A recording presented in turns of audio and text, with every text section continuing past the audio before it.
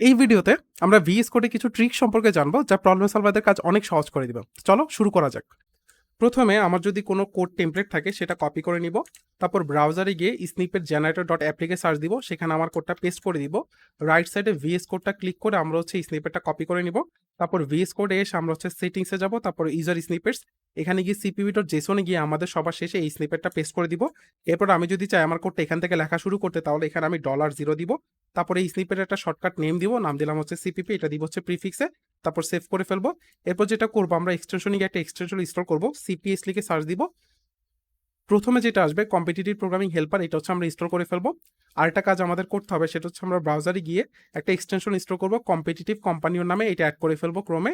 তারপর যদি আমরা কোনো প্রবলেমে যাই, ওই এক্সটেনশনটাতে ক্লিক করি রাইট সাইডে এখান থেকে, তাহলে যেটা হবে ভিএস কোডে আমার একটা ল্যাঙ্গুয়েজ সিলেক্ট করার অপশন আসবে। আমি C++-এ তাই সিপিপি সিলেক্ট করবো।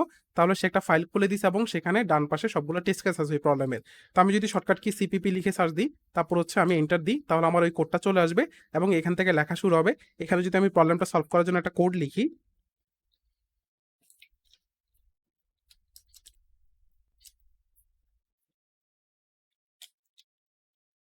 তারপর যদি আমি রাইট সাইডে রান অল দিই, তাহলে দেখাবে এখানে টেস্ট কেসগুলো ফেল হয়ে গেছে। এবার যদি আমি রাইট কোডটা লিখি, তারপর আমি রান অল দিই, তাহলে দেখাবে টেস্ট কেসগুলো আমার পাস হয়ে গেছে।